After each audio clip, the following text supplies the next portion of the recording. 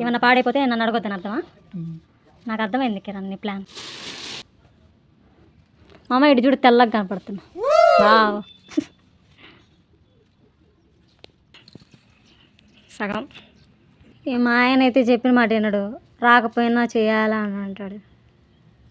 నేను చదివితేమో ఏమి వినడు. ఏం చేద్దాం ఫ్రెండ్స్, ఎవరు ఏం చేయరు. కిరణ్ నిన్ను పూలు ఎలా కిరణ్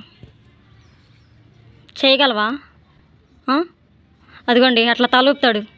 ఇలా చేయడం రాక నా హెల్ప్ కూడా తీసుకుంటున్నాడు. చూడండి నా వాళ్ళు కూడా చెప్తాను. చెప్పు మామ.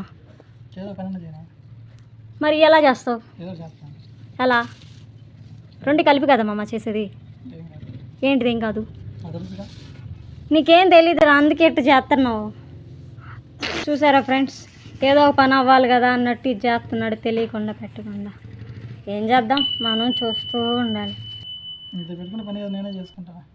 అదిగో అదేమంటే అలా అంటాడు. అర్థం కాల.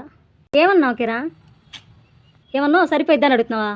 సరిపోయిద్దా లేదా నీకు తెలియదేంది? నాతో పెట్టుకుంటే పని కదని చెప్పావు కదా. మా ఆయన చేసి చేసి అలసిపోయేదిగా, అలా తిరుగుతూ ఉన్నాడు పాపం. కానీ మామ కంటిన్యూ చాతకాల పనులు పెట్టుకుని తింటే ఉంటుంది మామ. ఆయన చేసి చేసి అలసిపోయి చూడండి ఎట్లా కూర్చున్నాడు. ఏమమ్మా ఏమైంది? మైండ్ పోయి చూడు ఎట్లా చూస్తున్నాడు. మనిషి వైపు కూడా చూడట్లేదు. చూడండి పాపం ఎన్ని. బాధపడవు మాకు, నీ కష్టం ఎవరికి రాదు. చేసి చేసి ఇదిగో ఎలా పార్టీ ఇచ్చారండి, ఎంజాయ్ చేస్తున్నాడు. ఎంజాయ్ మామ పండుగ. ఊరికి వచ్చలేదు కానీ తింటున్నాడు ఫస్ట్.